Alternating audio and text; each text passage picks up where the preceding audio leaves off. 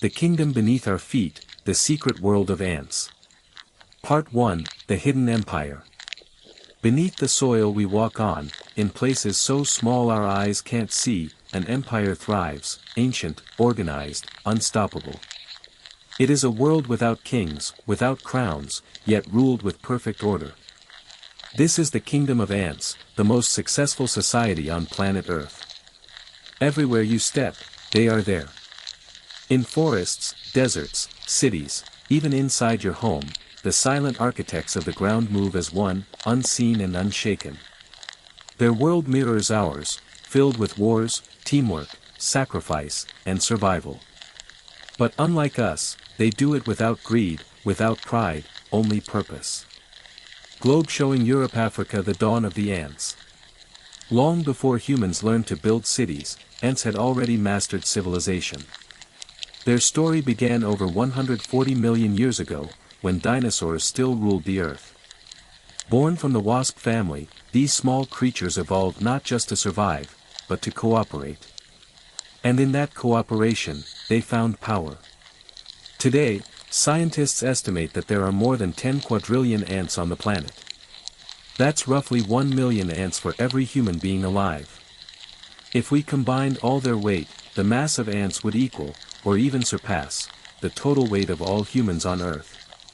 In sheer numbers, they have already conquered the planet. Castle the hidden empire below.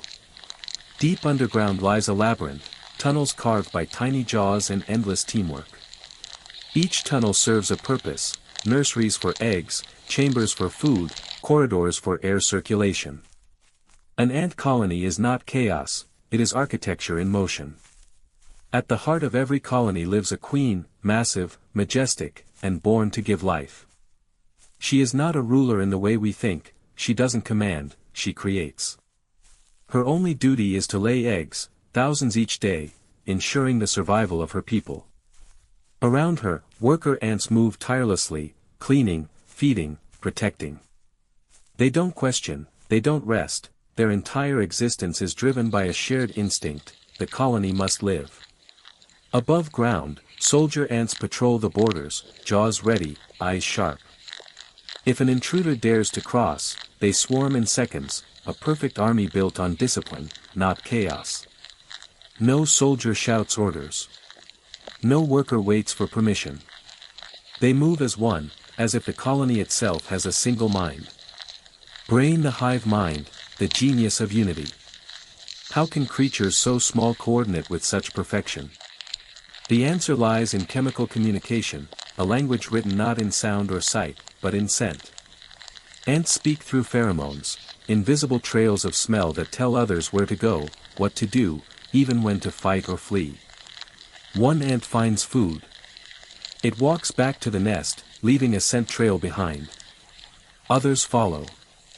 They reinforce the trail. Soon, thousands march the same path, as if guided by invisible strings. No meetings. No confusion. Just instinct, precision, and trust. If one ant dies, the colony continues. Wars beneath the grass. But harmony is not the whole story. The world of ants is also a world of wars, endless, brutal, and strategic. Some species raid others' nests to steal food, or even capture slaves. Yes, slave-making ants exist. They invade neighboring colonies, steal pupae, young ants, and raise them as workers in their own nests. The captured ants grow up serving the very enemies who destroyed their home, unaware of the betrayal. Other ants, like the army ants of the Amazon, live only for war. They have no permanent home, just rivers of moving bodies. When they march, everything in their path must flee: insects, spiders, even small reptiles. They are nature's moving storm. Yet even in their destruction, there is balance. Their raids feed countless other species, birds, mammals, and scavengers, that follow their deadly trails.